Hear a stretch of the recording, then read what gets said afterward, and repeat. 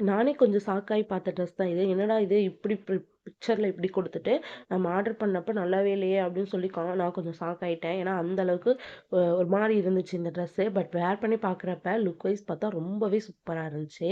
ஒரு லாங் ஃப்ளேரிட் அனார்கலி அதாவது மேக்ஸி தான் ஆர்டர் பண்ணியிருந்தேன். இது மேக்ஸின்னு நம்ம சொல்லலாம். இது வந்து ஸ்லீவ்லெஸ் தான். ஷோல்டர் வந்து ஸ்ட்ரெப்ஸ் இருக்க மாரி குடுத்துருந்தாங்க.